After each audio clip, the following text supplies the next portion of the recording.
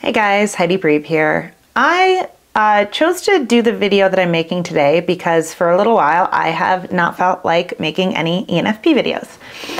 And the reason I've not felt like making any is not because I don't love putting out ENFP videos. I absolutely adore the conversations we have. YouTube is something that is very inspiring and energizing for me.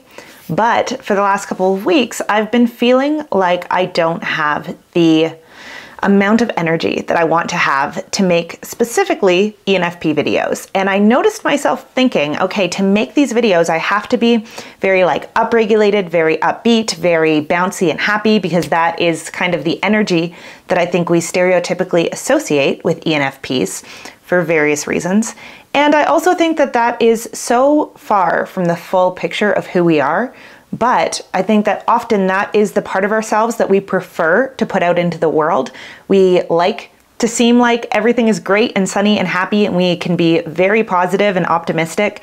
But there's also this other side of us, as there is to absolutely every person and every personality type, that goes through shit and processes life very deeply and very intensely.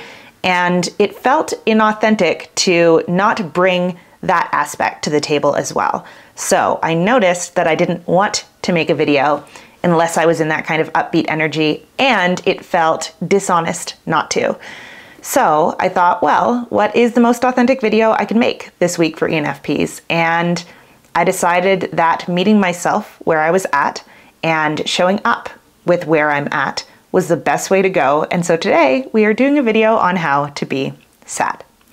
Now, I feel a little bit scammy. I think I say this every time I make an ENFP video lately, but titling this only for ENFPs. ENFPs are not the only type that struggle with sad and difficult emotions. Every single person who's alive struggles with this. But I decided to make it ENFP specific because I want to talk about kind of the specific challenges around allowing oneself to feel sad that are inherent to the cognitive function stacking that ENFPs have. So I will be referencing that throughout the video, but a lot of what we talk about will not be ENFP specific, so it does not necessarily exclude other types. I also want to note that not every ENFP will experience difficulty feeling sadness. So I think that the ability to process negative emotions and the readiness with which we show up and tend to negative emotions within ourselves actually might be a little bit more related to attachment. So generally, those on the avoidant side of the attachment spectrum tend to really struggle to notice when they're feeling sad or when they're feeling upset or when they are grieving or mourning something. Those on the anxious side of the spectrum tend to be almost hypersensitive to negative emotions, and they really notice them and feel kind of consumed by them quite a bit. And then those who are secure tend to experience negative and positive emotions kind of in balance when it's appropriate to. And fearful avoidant is a bit more complicated, so I'm not going to go into that, but that's kind of the Coles notes. The video I'm going to make today is biased by my own attachment predisposition, which is erring a little bit more on the avoidant side of things and really struggling to notice and take sadness seriously rather than just immediately try to fix it and move past it and get to something better. But that's a struggle that I think both a lot of ENFPs and a lot of more avoidant leaning people tend to have. So if one or the other of those things applies to you, or if both apply, this is likely going to be a video that we can learn something from, or at least explore something together through. So I was kind of half asleep the other day and I woke up with a bit of a headache and it was raining outside, and I am going through a period of loss in my life, just a period of mourning a particular person. And I woke up and I knew it's going to be a day where I do not feel energized today. I do not feel like I have my kind of sunny optimism about me. And I started thinking about why I have so few days like that. So personally, even when I'm going through something difficult, I tend to experience difficulty staying with a negative emotion. I'll feel it for kind of a second, and then my brain will automatically be at work going, okay, but what if you tried this? And what about this? And ooh, now that this opportunity is gone, this new opportunity has opened up. Let's go focus on that. And my brain loves to do that. It just naturally, very instinctually tries to go there. And so I've been thinking lately about what that is. What is it about my own brain that does not allow me to sit calmly with sadness and let it kind of run its course in my body, because that is how we process things, right? And I started thinking about this term that is mostly not attachment related, but you hear it a lot in like fields that deal with CPTSD, with dysfunctional families, and the term is pathological hope. So it's this idea that no matter how many times we kind of have a bad relationship play out in a bad way, no matter how many times we have a negative or harmful interaction with someone, there can be, especially when you're a child and the person is your parent, a kind of unrelenting belief that next time it's going to be different. And this can be based on absolutely nothing. This also often applies in abusive relationships. It can be based on things that are not true indicators of things getting better. So let's say someone has this cycle of behaving in a certain way and then they apologize, and every time you accept their apology despite the fact that absolutely nothing changes in between, and you can see this pattern continuing to play out, right? So pathological hope is this idea that we can feel optimistic and hopeful even in the absence of evidence that things are actually going to get better. And generally, this is a survival response. So when you are a child, if you developed the tendency to have pathological hope, it is usually because your parents were the ones who were providing you with all of your survival needs, and to lose hope that they were going to be able to provide for you and show up in a loving and consistent way for you would kind of be to lose hope of your own survival. So instead, the brain might wire itself to have pathological hope about things getting better in the future. And if that is the way your brain wired as a young child, it's likely that you still really struggle to not see the best in things as an adult, even when there is overwhelming evidence that things are not necessarily going to turn out for the better. Now, things turning out for the better is a relative term, because often when we are attached to a certain outcome, we think that the only way things can turn out for the better is if we get that specific outcome we want. But there are about 1 million ways for things to turn out for the better.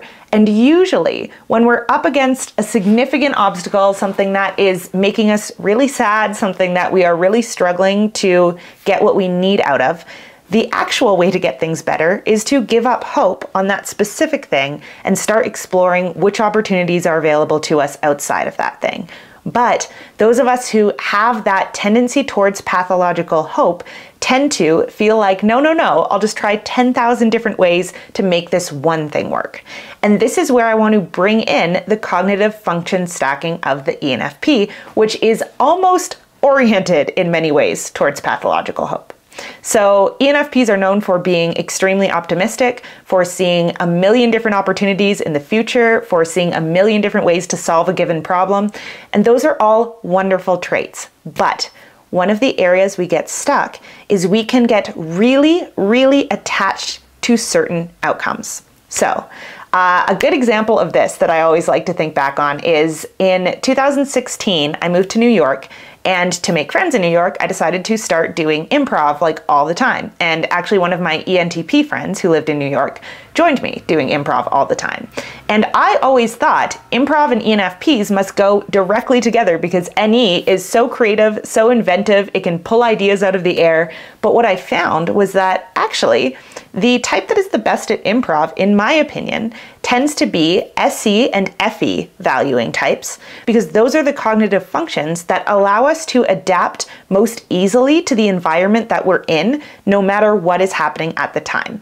So NE users are kind of good at like kicking off a scene and going, okay, here's a crazy idea I've pulled out of the sky. But then what we struggle with is adapting to the scene when it doesn't go the way that we want it to. So when NE has this idea about the future, and let's say I go into an improv scene and I'm like, okay, we're at a saloon.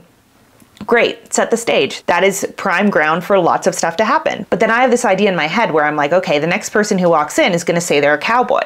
And then the next person walks in, and because I have no control over what my scene partner does, maybe they say, I am a hairdresser from New York City. And in my NE brain, I'm probably still a little bit stuck on that idea that I wanted someone to walk in and be a cowboy. So now I might go, oh, so funny that you're also a cowboy.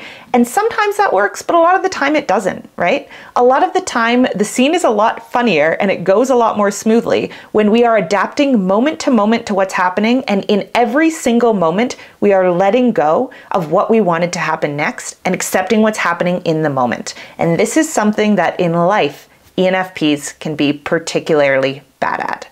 So we love to think about exciting opportunities for the future. We love to try to figure out what we're going to do next, how things are going to go, and we are notoriously bad at dropping those plans when new information comes to light that means that those plans would no longer be a good idea.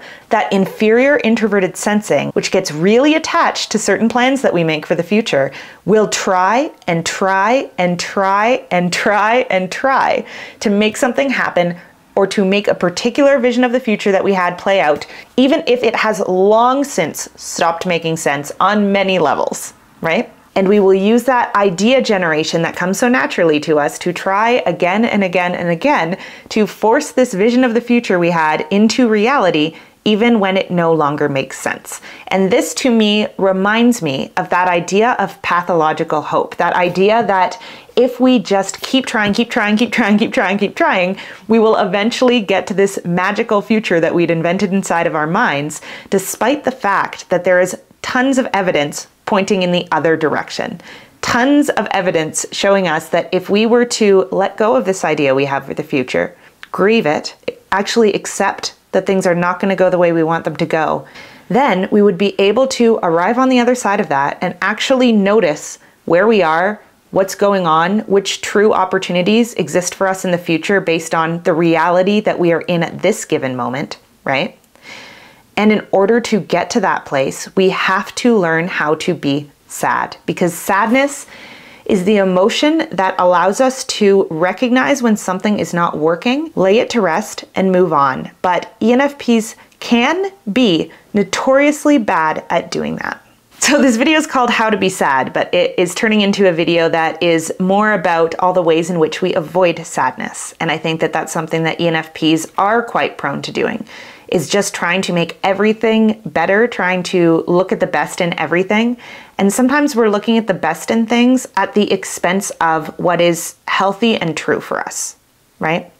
So we can keep ourselves in situations that are not working, that are no longer making us happy, that are no longer serving the people involved much longer than we should, because we have this idea that things were good once in the past. And so if we just try one of these million ideas that we're constantly generating to bring the past back into the future, then everything will magically get better again. But that is unfortunately not how life works. That is just this way of keeping ourselves stuck in this kind of alternate reality where we never have to lose anything, where we never have to sit with that kind of existential loneliness and hopelessness that are the natural body responses to big losses. It's kind of like we are eternally getting stuck in the bargaining phase of the grieving process.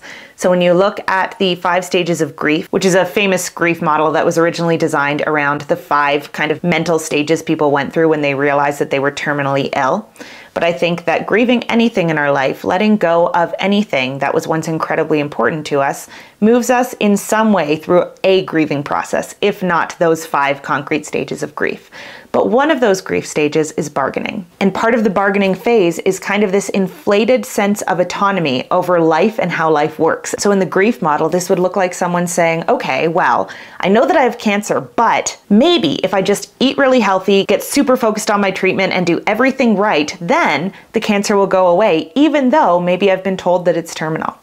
And it's not that this is never a good approach, right? Absolutely do everything you can to optimize your health if you are terminally ill. But sometimes this is also a way of avoiding the reality of what we're dealing with. So someone in a negative job or relationship or other situation that is truly kind of impairing our ability to show up with the amount of energy that we want to with our lives, we can tell ourselves things like, well, if I just do this method of self-improvement, if I just try to change my habits, change the ways that I'm showing up, then maybe I can get this thing back to where it was or to where I imagined it to be in the future. And I think that getting stuck in that bargaining phase is our way of avoiding sadness and avoiding the grief process that we have to go through. There is a book by a woman called Helen Russell that I read this year that is called, same as this video, How to Be Sad. And part of what I found really interesting about the book was that she talks a lot about crying and what kind of the meaning and function of crying is for humans. This woman is a happiness researcher who ended up writing a book about how to experience sadness because she found that experiencing sadness was absolutely crucial for also feeling happy and joyful in life. And she talks about how often we cry when we feel helpless and hopeless. So crying can actually be this acceptance of the fact that there's nothing else we can do. There is no other avenue to pursue. There's no further way forward in the direction of this goal that we had so intimately acquainted ourselves with. And I found that really interesting, thinking of sadness not as just a negative emotion, but as a helpless feeling, as kind of an acceptance that the world has won this one, that the universe, or whatever it is that you want to call it, has not aligned this one in our favor, and that there is not anything we can do within reason to get things to go the way that we want them to. And I think that because ENFPs tend to be so hopeful and so optimistic and so creative in their thinking, it can be very difficult for us to accept that we have arrived in a place where there is not anything that we could do, where we truly have exhausted every reasonable option, and where the only thing kind of left to do is experience that despair and sit with that feeling in our bodies of sadness, of loss, of wanting things to be one way and accepting that they're another way instead. All of that is very difficult for us. And in order to arrive at that place, we have to stop trying to change that feeling of pain and loss and sadness when it shows up for us in our bodies. And first we have to recognize what it feels like when it shows up for us in our bodies. So for me, it usually feels like being very low energy, like I don't want to get out of bed, like I wish I could have a long bath and read a book and that's all I had to do. It feels like the absence of creative and intellectual energy. It feels like doing basic things like interacting with people and showing up at work would require a significant conscious shift in my energy, which is not to say that those shifts can't be done and that we can't go to work and show up at social engagements feeling a bit sad. That's totally fine.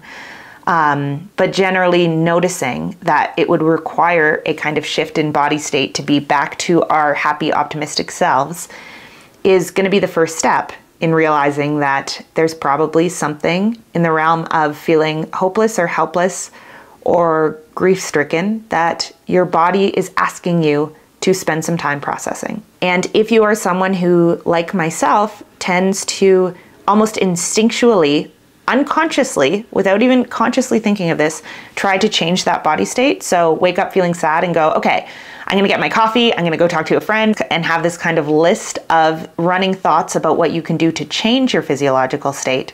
You might actually have to learn to practice sitting with sadness and really allowing yourself to be present with it and to not run off into the land of pathological hope that is probably a lot more comfortable for you. And I am actually going to make another video on this that I have had in my mind for a long while, called something along the lines of avoidant attachment and the value of suffering. So when you're on the avoidant spectrum in terms of attachment, you kind of learned very young that suffering and experiencing pain and processing negative emotions does not have any survival value for you. And so that's going to be deeply ingrained in your somatic self, in the way that you show up in the world, in the way that your body naturally attempts to state change out of sadness into something better. And if that's the case, what actually has to be relearned for you is what the value of sadness and suffering is, and how you can use that sadness and suffering to your advantage to actually give you a deeper and more enriched and more well-rounded experience of being alive. Because when we don't know how to process sadness, we tend to get neurotic instead. We beat dead horses to death trying to make the world resemble the world that we want to be true inside of our minds. And that doesn't always really work out for us. And learning to sit with unpleasant emotions, it can save us an immense amount of time, energy, anxiety. I think a lot of anxiety that we feel is simply our brains being extremely attached to a given outcome. And we get more and more anxious the more evidence we acquire that that outcome might not be what happens. Like the opposite of anxiety is just radical and total acceptance of the present moment, right? Living completely and totally in the now and not needing it to be different in any way. Not trying to use our physiological states to fight and push back against the way things are. And that's not to say that we should never do that. But there are a lot of times where there's immense value in just recognizing that this sadness is telling me something. It is telling me that the path I'm going down is not leading me somewhere I want to go. It's telling me that my efforts are not particularly working. It's telling me that it might be time to let go of this idea I had about the future and allow just wide open space for a while, where I put nothing in that space and just watch to see what shows up and to follow any new opportunities that feel interesting and exciting and enlivening as they show up. And that's what we get when we move through sadness. We get to that place of radical presence where we are no longer looking at our lives and going, how can I make this what it's not? We are looking at our lives and going, how can I allow this to be what it is and give absolutely everything I have over to that? How can I show up as a dynamic co-creator in my own actual experience, not as this kind of micromanager of reality, which never works, right? No matter how badly we want things to work out a certain way, nothing ever resembles what we thought it would be inside of our heads when we get there. And so the best way to show up to our lives, and by best I mean the least distressing, the least chronically stressful on our nervous systems way that we can show up to our lives, is to allow every single emotion that we feel to be present in our bodies when we feel it, and to not perpetuate those feelings with stories about the feelings and what they mean, and instead to just allow them to be reactions to reality. And sometimes reality is sad. Sometimes reality means losing things and people and situations that we're not ready to lose yet, that we didn't want to lose. Sometimes it means losing a future we didn't want to lose. A lot of grief, I think, particularly that N-dominant types experience, is grief over the future that we had imagined. And there has to be a process of letting that go and allowing ourselves to return to the present and recognize what is here for us now that whatever else has been lost, right? There's this quote I really like that I don't know where it came from. I'll look it up. I gotta attribute my quotes. There's a quote that is attributed to Lemony Snicket, who is such a delightful author, that goes, "All cannot be lost when there is still so much being found." And I think that that is kind of the flip side of allowing those losses to happen in life. When we push back and refuse to accept reality as it is and refuse to let ourselves grieve the future that we wanted, we are also holding ourselves back from finding what could be created in the absence of that future. So if we were to let go of whatever it is we've been pushing so hard to make work and accept that it's gone and allow that feeling to live in our bodies, eventually something else shows up and we start finding new things. But if we have our blinders on and we are spending all of our time beating this dead horse of whatever it is that we wanted to work out, we don't notice what else could be found. What could be much better things in the future when we hold on out of fear to the things that worked for us in the past. So I guess this video is not as much about how to be sad as it is why be sad? Why recognize the value of sadness? Why allow it and invite it into our bodies? And in some cases, even force ourselves to amplify it a little bit physiologically. So like noticing in our bodies, what is my body telling me I need today when I wake up feeling sad? And giving that to ourselves as best as we're able to, rather than saying, okay, how do I state change? How do I make myself feel more bubbly, more inspired, more excited so that I can do this thing that I think I need to do? How could I bring that kind of sad, more accepting energy into my life? Because anytime we are acting in accordance with what's showing up in our body, we are acting in a way that is accepting of our true state and of reality, which changes moment to moment.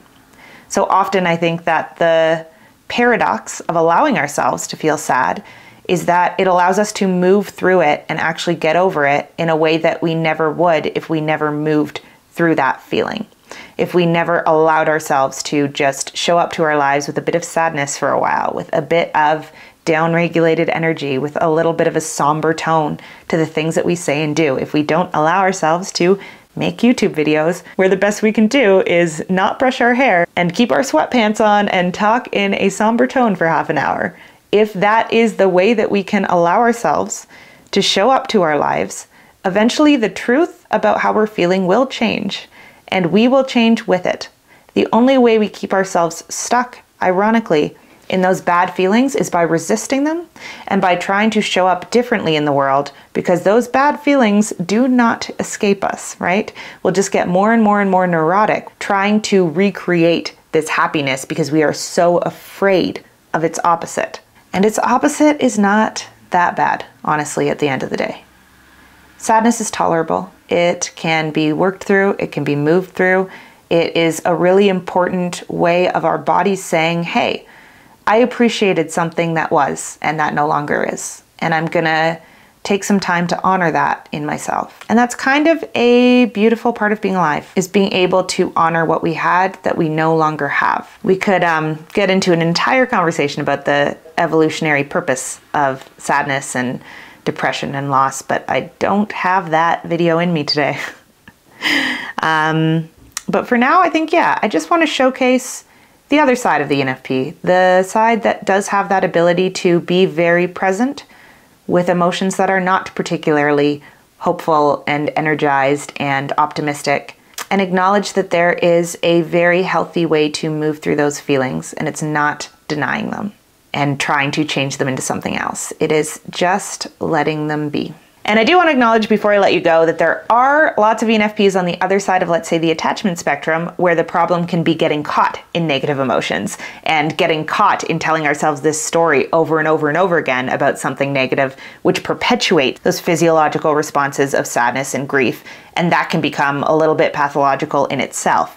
And that is definitely a video for another time.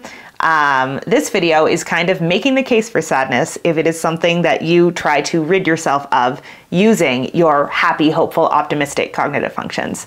So let me know in the comments which of you that resonates for. Like, which of you really struggle to deal with sadness and to accept it into your body and process it and move through it, versus which of you tend to experience the opposite and struggle with getting caught in those feelings of sadness and grief and pain.